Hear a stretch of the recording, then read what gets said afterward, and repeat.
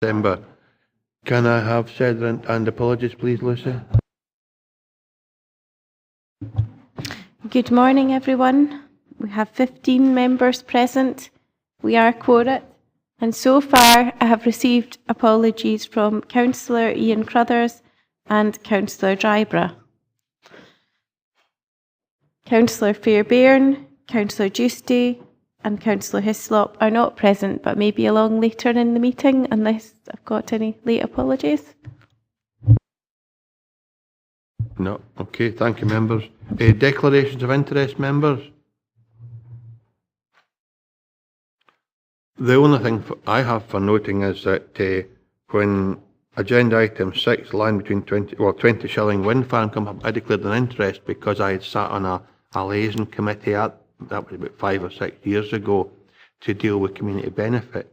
Now, clearly this is not about the wind farm, it's about the infrastructure, so I just tell you that I declared an interest in the Twentyshilling application, but I will remain and determine this one in conjunction with other members.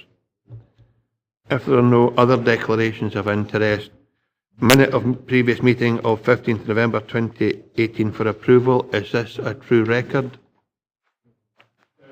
Members content with that? Thank you. Applications eligible for public speaking. There are no registered speakers today. At this stage, we'd normally go through the process. Do you want Lucy to remind you? Or are you familiar enough with the process that we can go straight to the agenda item? No speakers. Go straight. Thanks, members. Okay, we come to agenda item number 4. An application for change of use of dwelling house to guest house and repainting of exterior at Woodlyn, Castramont Road, Gatehouse of Fleet. The application type's a full planning permission. The application reference number is 18/1225/full. The recommendation is approved subject to conditions, and the case officer is Mary Mitchell. We did agree to close the curtains. Members, are you happy enough? It's dark enough, or would you have the curtains closed? Dark enough outside?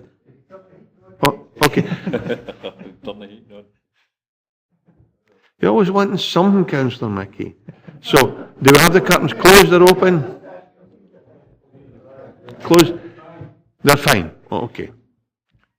Well, we'll try, and if they don't work out right, we'll close the curtains. Okay, Mary, when you're ready, take us through your presentation, please. Well, you're going to cut them anyway? No, switch on the...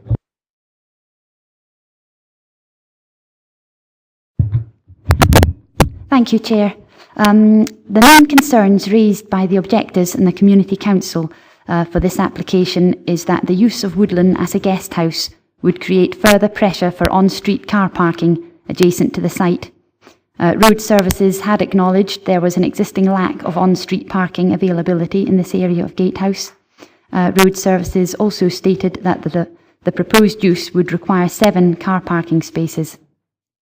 The applicant subsequently amended the proposal to provide as much on-site parking as the space would allow, which was 3 car parking spaces.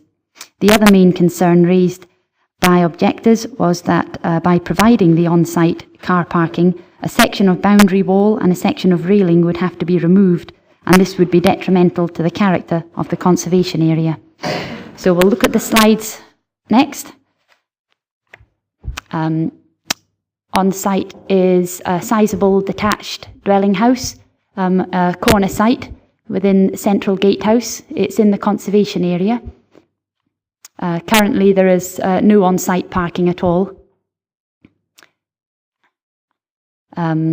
This was the solution to help relieve some of the on-street parking pressure.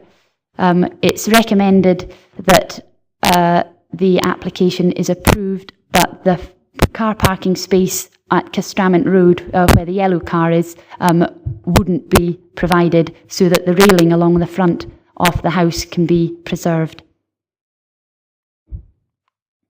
This is a floor plan of the house. There's quite a few rooms there. It would be 5 guest rooms for the guest house are being proposed, and there's a guest lounge and a guest dining room as well. And the owner-manager of the house would be living in the area outlined in red. The first floor.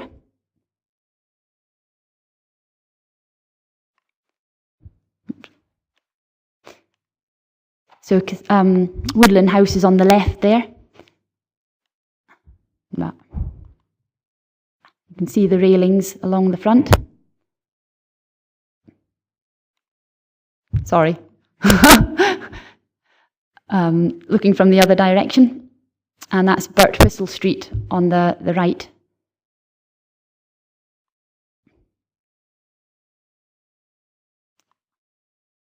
Again, looking down Birtwhistle Street. This is a view of the rear of Woodlyn. The part of boundary wall that would need to be taken down to provide 2 car parking spaces is that bit there, just behind the wheelie bin.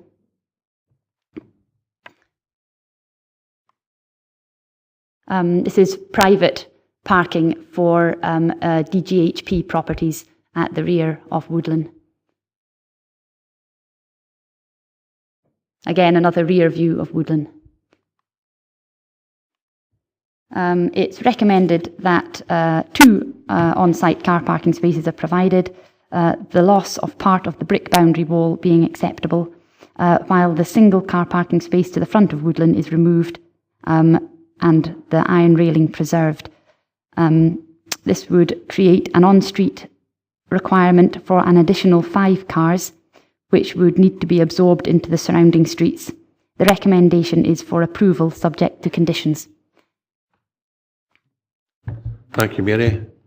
Members, questions for Case Officer?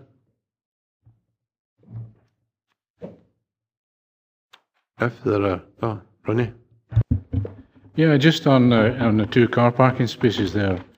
I was actually in Gatehouse, and it's 8 metres long. That could it not absorb another car into that area to make 3 car parking spaces in that? We had looked at that, but because of when you reverse a car out, this is advice from the roads officer, when you reverse a car out, it's quite a narrow space on the width of the street if you've got cars parked behind you, so they needed extra width in the parking bays to get a car out. So 3 cars was originally looked at, but the roads officer had advised it wouldn't work well. Ian Blake? Thank you. I don't really see an advantage to 2 on-site parking spaces when you're removing unofficial parking spaces outside to get access to them. Mary? Yes, I see where you're coming from. The benefit would be there wouldn't be any cars parked on that side of Birtwhistle Street. There had been trouble with larger vehicles. If cars are parked on both sides of Birtwhistle Street there was trouble with larger vehicles coming up, turning into Birtwhistle Street and driving along it. So the benefit would be there would be more space at that junction. Thanks, Ian. John Young and Andy Fergus.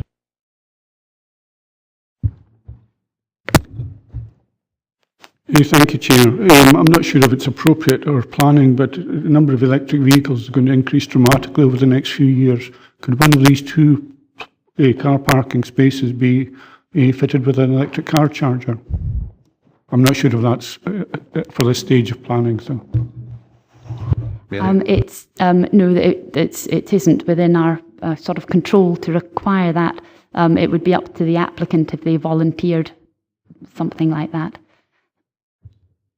Andy Ferguson. Thanks. Good morning, Mary. This is a preservation area. Yeah. So, is there a listing on the house in the wall, in particular? No, the house and the walls are not listed. Jim McComb. Thanks, Chair. Is it planned to yellow line the roadway beside the wheelie bin there? Not that I'm aware, no. So how do you prevent someone parking and blocking the access where the cars are parked? Probably not a planning matter, but a policing matter, but normally anyone seeing a driveway, they wouldn't deliberately park across it. David? Yes, I mean, that isn't a planning matter. It is a police matter. If there's an obstruction of anybody's driveway, that's something which the police would have to deal with. Dougie Campbell?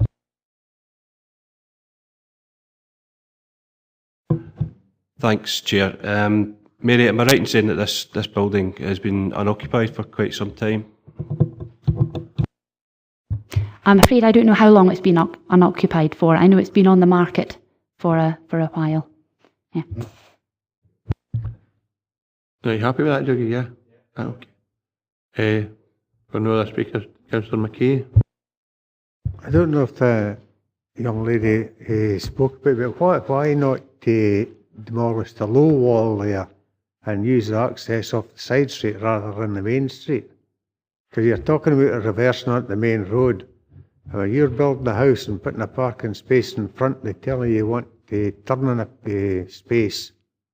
You don't reverse onto the road, you drive out. So there's a number of issues that's going to be raised with that. Mary? So, sorry, do you mean reversing into this area here? The low wall, I was on about using taking the low wall down and going in for that side, rather than taking the high wall down. The area here is private property, where cars already park. It's a private parking area, so I don't think they would let people get access through that part.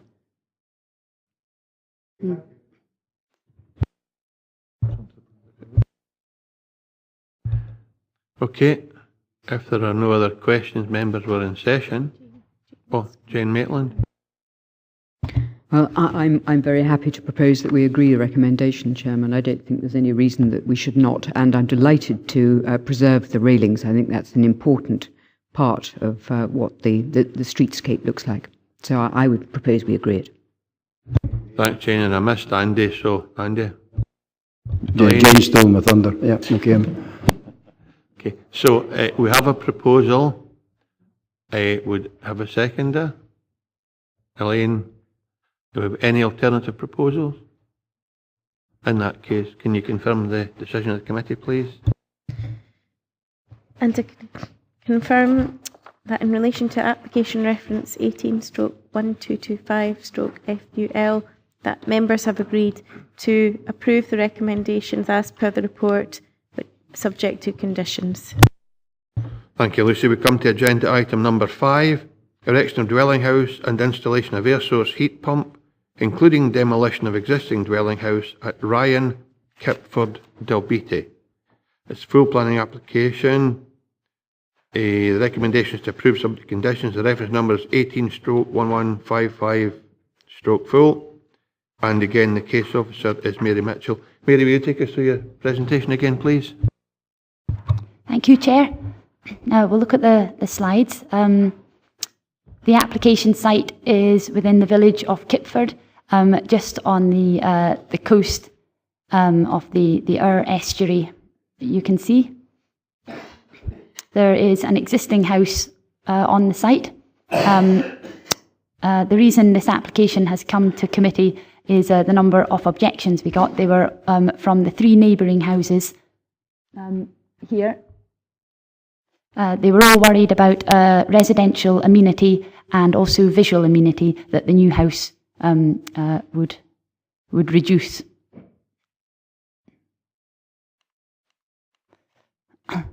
Right, that's the footprint. There's something wrong with this. That's the footprint of the old house. The footprint of the new house, it's quite a bit bigger. The original house is 160 square metres, whereas the proposed footprint is 325 square metres. But the proposed house is single storey, apart from a small second storey section on top. So its massing isn't. That's the proposed ground floor, and there's a carport. Let's see.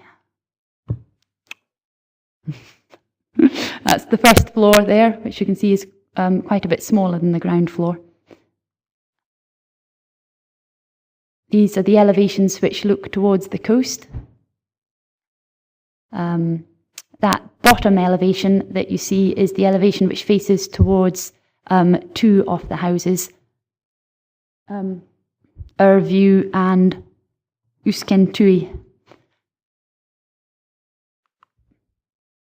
So this is looking towards the site. our view was one of the objectives. You can see it on the right-hand side, and the application house is Ryan, and it's straight ahead. That's our view on the right, and the access drive for the house to the rear, Ranach.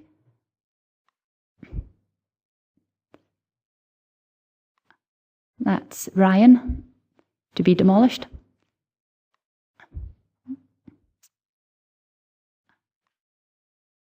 Two side views of the application site, looking towards the coast. Existing northwest elevation. Northeast elevation. That's our view again in the background. This is looking from the coast. You can see Ryan is the house which is further away on the left-hand side. Usken Tui is the house with the glass to the rear of Ryan there. And this is Ranach, which is the other neighbour.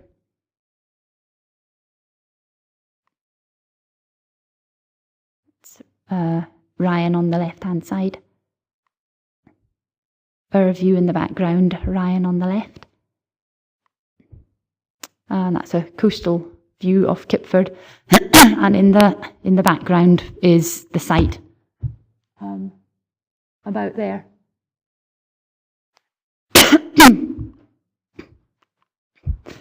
The recommendation is for approval subject to conditions. The residential amenity concerns and the visual amenity concerns were discussed in the report, and they were not considered to be significant. Thank you, Mary. Questions for the case officer? Katie? Thank you. You had the two footprints of the sites, but in terms of the elevation, what's the comparison? Because you compared the overall size, but what's the elevation comparison between the existing house and the new potential proposal? Do you mean the height? Okay.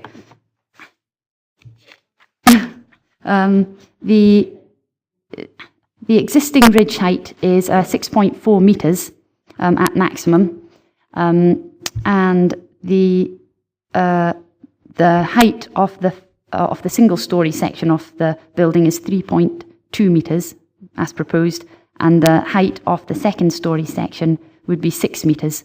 So it's lower than the pitched roof of 6 metres. Yep, and 6.4 metres was the maximum height of Ryan as existing. Thanks, Katie. John Young. Thank you. In your opinion, would the houses surrounding this proposed development have an increased view with a much smaller first floor than there is presently? Mary? They would have a different view. They would, if you're talking about there isn't a right to a view in planning, but so what I looked at was whether there would be daylight reduction, whether there would be sunlight reduction, or whether there would be, sometimes if someone builds something very close to another property, you get an overbearing sort of feeling, and none of that would happen in this case. If you're talking about the view of the Ur estuary, I don't think it would be hugely, from the ground floor windows of Ur view, you wouldn't get as much. From the top floor, I think you would get about the same. But like I said, it's not a relevant planning consideration view. Yeah. Thanks, John. I've got Elaine, then I've got David, and then Kate. Thanks, Chair. The footprint you say is approximately 325 square metres, but that does include the carport and the courtyard. So I wondered how much of it is actually house as opposed to the courtyard and carport. I don't have that number in front of me. Yeah, the 325 square metres included the courtyard and all the overhangs as well. I mean, you could look at the floor plan and say that the house was 2/3 and the overhang in the carport was about 1/3.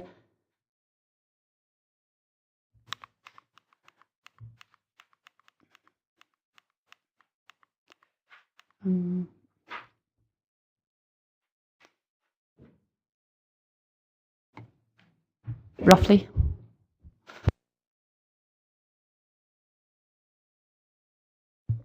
If that's satisfied Elaine, I've got David.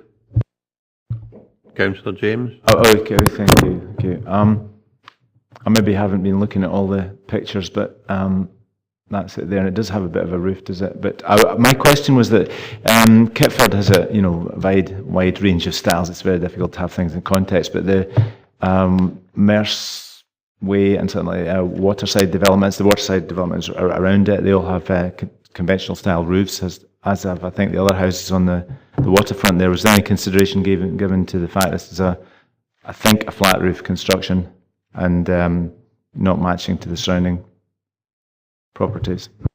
Kerry? Yeah, the design of the house is contemporary. There are a few other examples of modern buildings in Kippford. It's not overly prominent. I thought it would fit in well enough. Yeah, I mean, I know there are some flat roof constructions there, but there are, I mean, it has been a problem in Kippford, the sort of range of styles. Maybe if you see that as a problem, but that end of the town had, until now, I think, no flat roofs. Am I right in saying that? So this would just be another, impingement. Mary? Well, is it the yachting club? It's not too far away, and it's a big flat roof, and it's 2-storey and far more prominent than this one. Thanks for that, David. I've got Katie and then Jane. Thank you, Chair. I don't know if you're able to answer this question, but I'll ask it anyway. The air source heat pump, I've been in a house which has one of these. I've been outside and socialised in the garden. I've never heard any noise from one, but it is highlighted as a possible concern. Do these normally generate a lot of noise? As I say, I'm not aware that they do, but it has been raised. Do you have any information on that? I think the report says it makes the same noise as a domestic fridge. But Mary? That's what I've been advised in the past, that it makes about the same noise as a fridge. Because the specifications for this air source heat pump didn't include decibel levels, we had conditioned it just, I don't know, because it was one of the objectors' concerns. We thought we'd just be 100% certain. Thanks, Katie. Jane Maitland, then Jim McComb. It's just a technical question. Were we minded to approve this? It's about the directive concerning lighting. How would we record that? Because it doesn't come in as a condition. How do we record that? David, do you want to help Jane with that? It would form part of the actual decision notice. What happens on the decision notice is first you get the conditions which are attached, and then the reasons for each of those conditions. And then there's a page at the end which is directives, and it has a number of things such as how long the permission lasts for, 3 years, etc. And that's one of the ones that goes on there. It isn't enforceable in the same manner as a condition, but it clearly will flag up the link on the council's website to there's a sort of dark sky park policy, and then there's an artificial lighting policy, so it will flag that up as best practice. Thanks, Jane. Jim? Thanks, Chair. Is it normal to have a discordance between the first floor timber cladding and the ground floor? You'll see the ground floor runs horizontally. No, it doesn't. It runs vertically, and the first floor horizontally. Mary? I think it's just a style that the architect had proposed. It helps sort of bring a bit of interest to the facade, I suppose. Thanks, Mary. Okay, members, if there are no further questions, we're in session. Agree the recommendation? Okay, it's a unanimous decision. Can you confirm the decision of the committee, please? And I can confirm in relation to application 18/1155/FUL that members have agreed the recommendations as per the report, which is to approve subject to conditions. Thank you. So we come to agenda item number 6. Installation of 8.5 kilometres of underground electricity cables and associated infrastructure. Installation of switchgear building and transformer compound. Formation of access and temporary construction compound at land between Twentyshilling Hill Wind Farm and land adjacent to Glenglass Substation. The application type is a full application. The reference number is 18/1268/full. The recommendation approved subject to conditions, and Robert Duncan is presenting this report on behalf of Chris McTeer, when Robert decides to join us. Or maybe not, as the case may go. Okay, well, David will do it. I'll try and do it. There's not many slides to actually show on this one anyway, mainly because it's underground. So that's just showing the location basically to the southwest of Sanquhar, running across the hillside. You can see the Yukon Water location over here and running to the other side. There's not a lot to actually show in terms of the site layout because it's, as I say, it's going to be underground. You do have a compound. That's a trench detail just showing how they were actually going to be putting the cable underground. This is what the switchgear building is going to look like. You'll note there's a condition recommended just to be sure of what the external finishes are going to be because they aren't listed here. And that's just the compound area which is at the western end of the development. So the only thing which I would really mention beyond what's already included in the report is, as the chair pointed out to me earlier, if you look on page 41, you've got the comments of the Nith District Salmon Fishery Board, and they had a requirement or a request at least for a condition to look at the appropriate monitoring of fish populations. That, unfortunately, that request hasn't been transferred through into any of the conditions. So what I would recommend that members do if they're minded to support this is condition 5 on page 47 contains a list of all the construction and environment management plan requirements, and I would suggest that you put S at the end of that to include the requirement for the monitoring of the fish populations as required. Other than that, as I say, there isn't actually an awful lot to say because it is development that's underground bar the actual switchgear building. Members? I just say a query about on page 38. You say that the application for the planning permission for the wind farm was registered as valid on the 26th of February, but it's currently undetermined. I just wondered why this is coming to the committee, but not the actual full application. Well, the two applications aren't coming together. Twentyshilling's been approved. I think what's coming is an application to extend the height or the blade tip height. But David will help you with that, Elaine. Yes, Chair, you're absolutely right. The permission was originally granted for Twentyshilling Wind Farm in December 2014. That was a 2013 reference. There is a current outstanding application, which I'm not quite sure what the issues ongoing are. I'm sure Chris would be able to advise if he was here. But that application is a section 42 to increase the height of it. So there is a permission for the actual wind farm, and this is the grid connection for that wind farm. And I think that the company have said they are prepared to develop it because they have a link to some other wind farm over in the Dalbeattie area. So they intend to progress it, but they would prefer extended height, and that's why they're coming back later, Elaine. Members, any other questions? Councillor McComb. Thanks, Chair. I assume this is not the same area that Forest Scotland or Forest Enterprise plan to create a large afforested area. If you recall at the EEI meeting, the plan was shown to members, and I believe, Chair, you asked for consultation to take place with regard to that.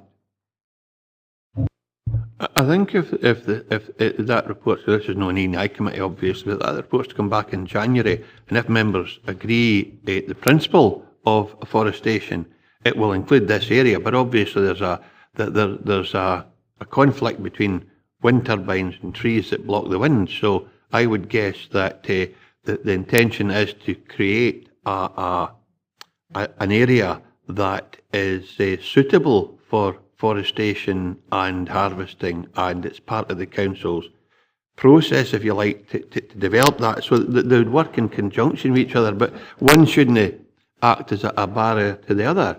I would presume that it will be up to individual landowners whether or not they embrace the concept of forestation and the change of land use, and that's something that will be progressed in January with the E&I committee. And I wouldn't imagine we'd do anything without consulting with the community. Now, I have to say as well, it's not, although we would endorse it, it's a Forestry Scotland proposal that simply come to us for support. But that's nothing to do with the planning application today, Councillor McComb, but David will help us with that. The only other comment really to add to that is that if that were to come forward, it wouldn't have any effect on this application because there would be statutory wayleaves that the Forestry Commission would have to adhere to allow access, and you certainly don't want to have deep-rooting trees anywhere near a cabling like this. It would have an area which would be protected. Thanks, Jim. Katie? Thank you, Chair. I've got a couple of questions, really. On page 40, Council Access Officer makes reference to the Southern Upland Way that goes through the site, and it does state that the path should go back to equal or better condition. I can't see that in the recommendations for that, so I was just wondering where that ties in. I'm just aware, and certainly in my ward, where there has been works done by, well, it was actually an electric company, and the core path was actually put back in a far worse state, and actually the community had ongoing issues trying to resolve that. So I would hate for that situation to be the same here. And also, in terms of the recommendations, it does mention an environmental management plan. SEPA have mentioned the peatlands and the peat. Would that form part of the environment management plan? Because again, there's no recommendations in terms of the peat, and certainly that's one of our key environmental areas of looking after in Dumfries and Galloway that we're trying to preserve. So it's just clarification on those two. Thanks, Katie.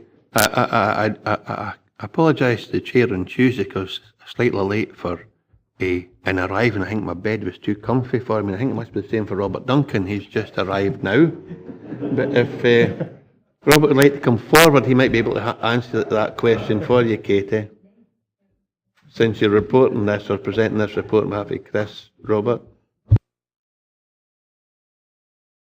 While Robert sits down, I can probably try and answer the thing about the issue with the access officer.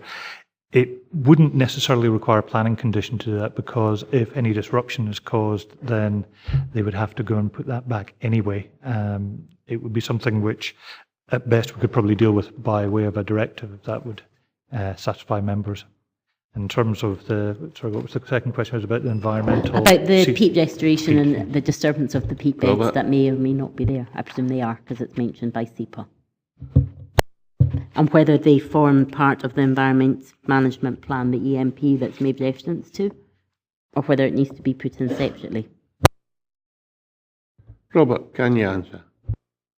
I think my view on that is it's more obvious if it's a separate planning condition rather than part of the list that's on the Kemp. We had this discussion earlier this week at a separate PLI. I need to apologise for being late. The problem wasn't my rising time this morning. I just underestimated the speed at which the committee were operating today. So, bad guessmanship on my part. Apologies, Chair. So, Katie, does that answer your question in terms of the peat? Yes, so when we go into session, is it possible to then add an extra condition? Obviously, we're not in session at the moment, but when we go into, I would maybe ask for formal wording, perhaps, from David on that one. Absolutely sound, Katie. Councillor McKee? It's just a question on the page 40, paragraph C. How do they need a 100-metre wide corridor to lay a cable? Okay, we're talking about the land and whatnot, trees and all that sort of thing. And you just got to have a great big wide track doing nothing. Remember just as David said, to save planting trees too close to and disrupt them, or trying to do drainage or whatever, they might be protected. But anyway, David or Robert, maybe answer you. I think with the 100-metre corridor, it's just to build in a degree of flexibility in case they need to microsite, so they've got a wider area rather than be too precise and, if you like, paint themselves into a corner with the exact routing. So it does give a degree of flexibility. You've got a 100-metre corridor. Is that only during construction time, Robert? Yes, that's right. The application site is quite wide at this stage, but obviously once it's constructed, it will have a fixed position. Good. Okay. Any other questions for the case officer? In that case, members, we're in session, and Katie has something to add. It's in there, okay. Okay, we're in session, members. Have a decision. Andy? I'm actually really pleased to see the Ness Salmon Fishery Board are worried about fish up there, because that's a good sign, because we've been working towards that for a long time. And I'm also delighted to see that the Royal Sanker Community Council support the proposal. And quite naturally, I think we should go with the recommendations, and with the addition of Mr. Sutty's suggested addition. Thanks very much, Andy. And I think David said earlier, it's nice to see these organisations actually putting cables underground rather than having a parade of posts across the landscape. Katie? So apologies, Chair, I have actually looked underneath the environmental management plan. There is actually a finalised peat management plan in there, so actually that answers my question. However, what it doesn't mention is an ecological clerk of works, which SNH have welcomed. Is that definitely appointed on there? It's just for clarification, because I'm trying to scan and I can't see. As condition 6 does require an ECOW. That's perfect, thank you. Okay, so with the added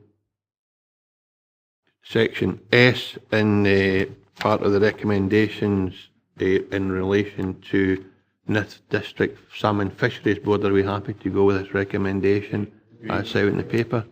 Thank you very much. Thank you, Robert. Go back to your bed now. Come to agenda item number 7.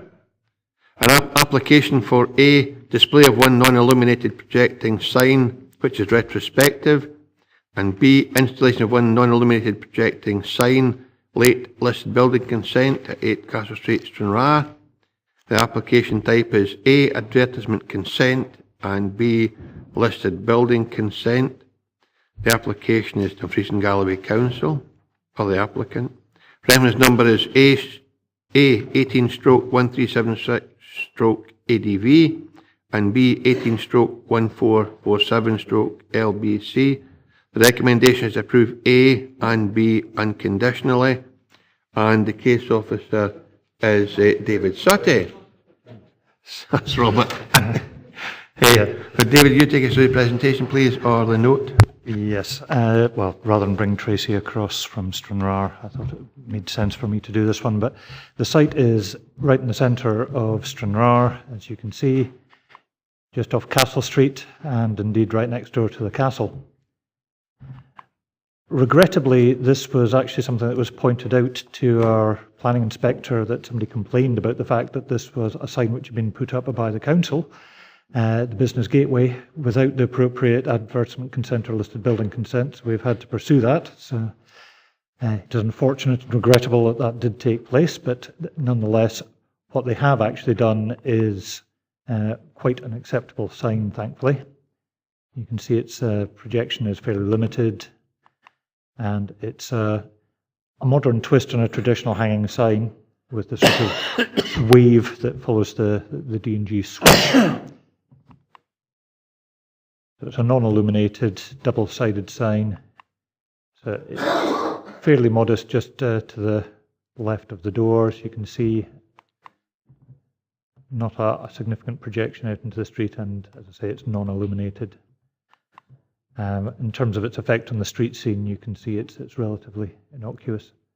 So, as I say, regrettable that they hadn't seen fit to put the application in at the appropriate time, but nonetheless recommend for unconditional approval for both applications. Questions for case officer members? Councillor McKay. No, it's not a question, Chair. I think it's just a comment that I think we should rattle the cage of the council for having a retrospective planning application in given that we do the same for other people. Thanks for that, Councillor McKee. Andy Ferguson. We're still at questions for the case officer. Yeah, just to ask David, did we ever consider saying to council the sign should be in keeping with the age of the building? David? As I say, it is a retrospective application. We may have come up with a slightly different design if they'd asked first, but nonetheless, I think the sign that is there, which is what's before the members today, is an acceptable sign. It's hopefully, you can see from the photos, it's a fairly traditional hanging sign in terms of its proportion. The only unusual bit is the swoosh nature, which follows the nature of the sign underneath. Are these the corporate colours of Business Gateway? Because I know the council corporate colours, or is it simply a nice colour they thought of at the time? I can't answer that, I'm afraid. I think it is probably their particular corporate colours, the blue and green. Okay. If there are no other questions for case officer, Councillor Maitland. Well, can we just look at the last slide, the photograph of the street going up the other way? Yes, like that. It's interesting, it's the only one on that side. I think it sticks out like a sore thumb. And I must admit, I think that's just pushing their luck. Myself, I quite understand why the member of the public thought that was inappropriate and challenged it. That's interesting. To make it worse, I think they had two originally. They did have two up originally, or they proposed two, Jane. Anyway, we're still on questions for the case officer here. Katie? Can I ask, is the building listed itself, or is it just that we're in a conservation area? Is that just for clarity? It's both. It's in the Stranraer Conservation Area and it's a Category C listed building. So that's why you've actually got two applications here. It's not just advertisement consent, it's also listed building consent for the installation of the sign. There is a sign further down on the same side behind it, Jane, I think. Oh, it's a window. Anyway, Katie, David will answer that question. Or if he's answered it, are you content with that? Aye. Okay. And no other questions for the case officer? We're in session. David? I think it's ugly and it doesn't become a listed building. I don't think there's been no attempt clearly to match the colour scheme, and I don't like the wave, so I think if I've got the option, I wouldn't want to approve it. Well, you've certainly got the option. If you don't want to approve it, tell me and give me a reason for it. Well, my opinion is not suitable in that position at all, and they made insufficient effort to make it a nice thing, that an adornment to the building that might be suitable. So I wish to refuse. Okay, so that's a motion to refuse. Do you have a seconder? Andy? I'm kind of in two minds here, because I'm not sure it's a planning concern, but what message are we sending to people who own listed buildings? If the council do it retrospectively, they get planning permission. If they don't, then potentially they wouldn't. And I'm kind of in the mind here to actually send a message to say, no, take it down. So I suppose I'm agreeing with David. Is that, I suppose, are you seconding it? I'll second it if need be, yeah. Okay, so we have a motion to refuse by Councillor James, seconded by Councillor Ferguson. Are there alternative proposals? Councillor Maitland? No alternative proposal at all. I'm delighted to support the motion and its seconder. I presume it would be to do with altering the appearance, being inappropriate design in terms of its colour, and altering the appearance of a listed building unsympathetically. So are you trying to help Councillor James, or are you making a statement? Just a hint. Try to help. Okay, and are you happy to embrace that in your motion, Councillor James? Very happy. I certainly couldn't have said it so well. Okay, I've got Councillor Martin, but I'll let David come in first. So it's just so I could note that I was actually going to try and come back in there as well, because all I'd really scribbled down from Councillor James's comment was that it wasn't nice, which I would suggest is not a material planning ground for a refusal. But I think it is. What was Councillor Maitland's I think it actual is. wording No, there? I don't like the colour. I don't like the thing that sticks out from the building. I think it's been very little effort to put it in context. I'm not surprised people objected, and I think they need to come back with something that's appropriate. It's a nice building, particularly when we had the view from the street face on to the building. We see it's a great thing, and it's not a carbuncle, it's something smaller than that, but it's so unwelcome appendage. I wouldn't be suggesting they come back with a different colour. You finish up with a circus, because they've taken it council officers and they've said they're comfortable with it. So you're saying no, that's absolutely fine, and you're going to add on what Councillor Maitland has said, and Councillor Maitland will repeat it for you. God, I can't remember if I'm 62. I'm not sure I can remember. I said something along the lines that it's unsympathetic, and it did put me off. Well, if I can try and assist, Lucy will tell you what you said, Jane. She's written it down. Lucy, can you just repeat what Councillor Maitland said last time round, please?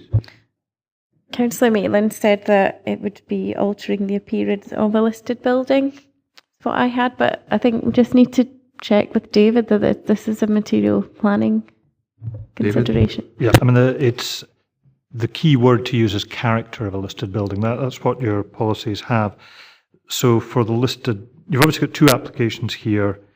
One, you're looking at policy ED 17, which is the one on advertisements. It is possible that I can't really.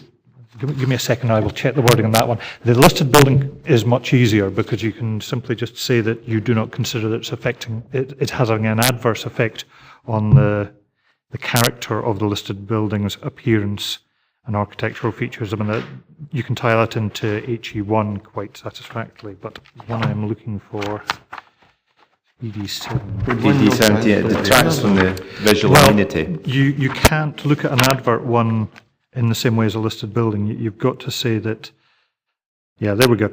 ED17, it would be slightly different. You'd be saying that it doesn't respect the scale, proportions, or architectural features of the building in which it's situated. And I think there is something as well about, yeah, the style of the sign finishes should be sympathetic to the building in the area, particularly if located in a conservation area or attached to a listed building. So it isn't a box sign, which is specifically discouraged, but there is an issue as well. If I assume members are wanting the sign actually refused, or is it just a shot across the bow that you want to refuse it? Because if you are wanting to do that, the applicant is the council, which means the council can't serve an enforcement notice on itself. We would just have to write to the department and say, you should be removing this, the council has refused it. And I would seriously expect as an elected member that's what they would do. And I think that David James is quite specific. He wants the thing removed, and I think that's what Jane has seconded, and that's what Andy has spoken about as well. So I've got John Martin looking to speak, and I'll get Andy in. Thanks, Chair. It was Andy that seconded it. Thanks, Chair. Well, as I say, while I'm doing it, I think it's wrong in the listed building and that, like, but when I look at the other side of the road, the other side of the street there, I say I would just go with the officer's recommendation. As I say, but it should be a thing, be told about retrospective planning permissions in future. Like, but as I say, when I look at the other side of the road there, it certainly doesn't stick out. Okay, Jeff? What are the cabinets on this side? I'm presumably they're to do with broadband. I mean, there's a plethora of boxes on this side of the building. Were they granted planning permission? No, that's developer rights where utility companies, they don't need it, they just tell you where they're going, which is a disgrace because they're out of the region and in the most inappropriate places. But anyway, David? Yes, that would be correct. And inappropriate as well. Good for you, David. I like when you say these things. I've got Andy and then Katie. But we'll have a motion and amendment here now, but Andy and then Katie. Oh no, we haven't. We need a second for John Martin. Jim McComb has seconded it before Ian did. So we've got Andy and then Katie, and then we've got a motion and amendment. Andy? No, it's okay. It's been said and answered. Thanks. Thank you. Katie? Yes, I just wanted to point out that we as a council are really working hard to raise the profile of Stranraer, and I think to approve such an application, I think would go against all the hard work. Yes, I appreciate that the streets on the left there may not be as attractive. However, just because some side is not as attractive as our listed building, I don't believe that should outweigh the fact that we should be preserving what listed buildings we've got. As I said, we are doing a huge amount of work, Jan Faulkner and her team, in the economic regeneration of Stranraer, and I think this sends a clear message to Stranraer that actually we want to preserve the town and we want to raise the standard within Stranraer that has long since just been left to do as they will, so to speak. So I would like to support that motion coming forward. Thanks, Katie. And I think the only comment I would make is that on the left-hand side with the street, that building that we're looking at with Boots the Chemist, I think it is, isn't a listed building. It's quite a modern building. We're talking here about a council-owned listed building. I think you're right, and I think the only thing I would say in the defence of the council is we're trying to advertise a service that will help to stimulate the economy, we hope. It's just been an unfortunate set of circumstances that brought that application here. So I don't think they're deliberately trying to deface the Stranraer area. I think they're trying to advertise an opportunity to individuals and businesses to come along for support. Councillor McKay? If we to refuse it, could they come back with a different design, or would that be take the window altogether? It'd be entirely up to them. But what David did ask if you're wanting to send a message, and you might send a message. If you decide as a committee to refuse us, that you would encourage another application, a more sympathetic one, David can take that message back. But the fact of the matter is, this committee, if it refuses, will be saying to the applicant, you can't put signs up there, it's not appropriate, that's what they're saying. Unless you choose to send a message as part of the motion, I think it is, that the motion would simply be as set out, but you could instruct the case officer or David to say to Business Gateway, if you come back with an acceptable, more in keeping with the character and age of the area, it's something we would consider. But you don't want to start a game of table tennis where applications keep getting back and thrown away again and back and thrown away. We're either going to encourage after the meeting another more sympathetic approach, or we're sending a message saying this area and this location is not appropriate, and that'll be for you people to decide. Elaine? Just in reference to what David said at the beginning, that because it was retrospective, there hadn't been any consultation with planning, and had they consulted with planning, a more sympathetic sign might have been developed.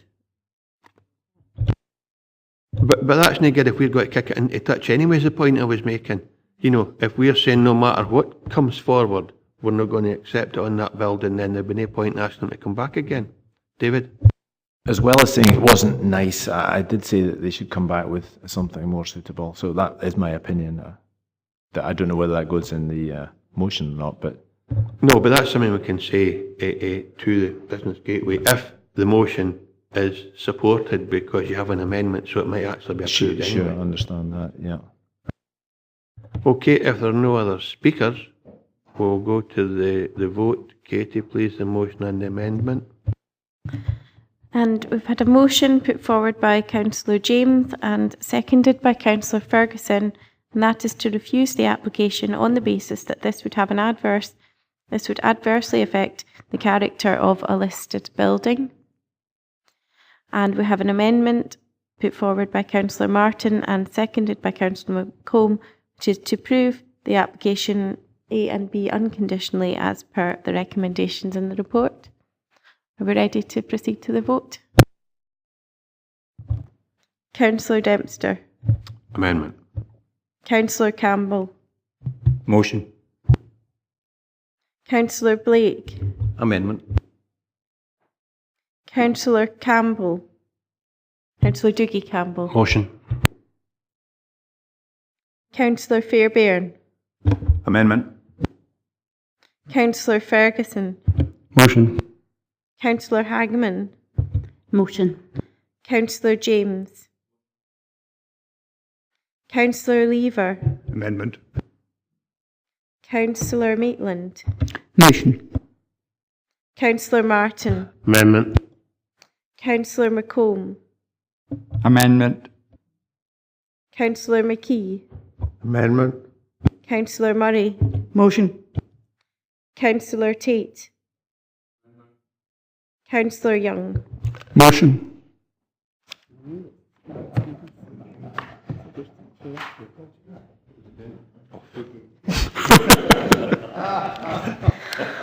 And it's a split decision. I'm going to ask the chair if he would be prepared to exercise his casting vote. I will go with the amendment.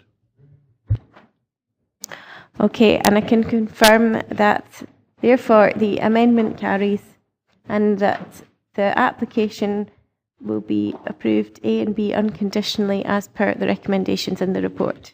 I presume there'll be a strong message sent to Business Gateway, firstly about the type of signage, and secondly about the way this has evolved. David? Chair, if you have concerns that way, you can obviously minute that as the expressing the concern of the committee. Thank you. And I have one additional bit of business. It's very, very brief. David has some updated information that members I'm sure will be interested in its terms of an appeal.